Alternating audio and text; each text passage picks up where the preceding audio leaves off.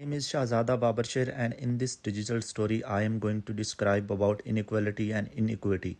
I am going to tell its social impact and with a few examples. Inequality refers to the uneven distribution of resources or opportunities like access to education, income or health. But inequity goes deeper. It's about unfairness, the systemic barrier that cause certain groups to be disadvantaged in the first place.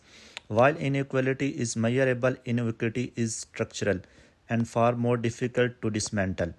One image that resonated me was the one of the three children trying to see over a fence. In one frame, they are all given the same box, that's equality. But in the next, the shortest child is given more boxes so that they can see too. That's equity.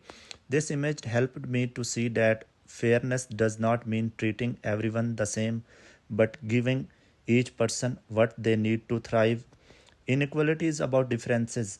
More money, more education, more access. But inequity is different. It's about injustice. For example, if two children are given the same textbook but one can't read due to poor schooling, that's inequality. But the reason one child had poor schooling, that's inequity. Inequity means unfair system that leaves some behind from the start. It's about structure, not just symptom. Throughout this subject, I encouraged stories and histories I had never been taught, especially those of First Nations communities in Australia. I was challenged to rethink what I thought I knew about fairness. For example, how colonization, intergenerational trauma, and systemic racism continue to shape unequal outcomes today in health, education, housing, and justice. One of the most impactful moments for me was watching Cecilia's digital story. Her voice was calm, but what she described was painful.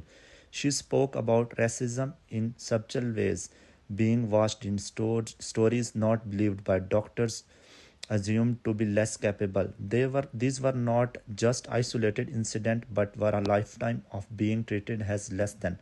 I began to recognize that racism is not always loud. Often it's quiet, it's built in our systems, our school, hospitals, workplaces. I also realized that I have had privileges I had not noticed. I have never had to question whether I was given the benefit of this doubt.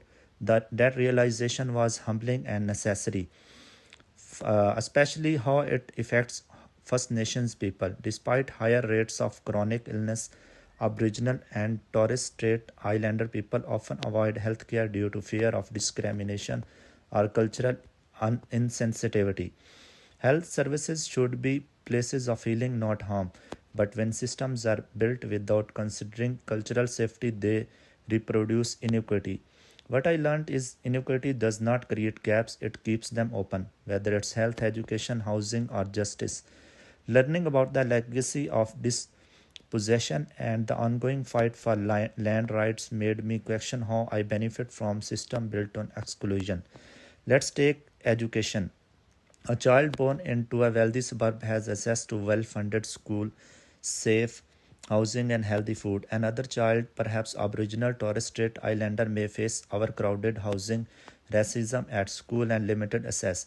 Both children are equally deserving, but one is already climbing a steeper hill in health. Inequity can mean delayed diagnosis, less access to culturally safe care, or dying years earlier due to preventable.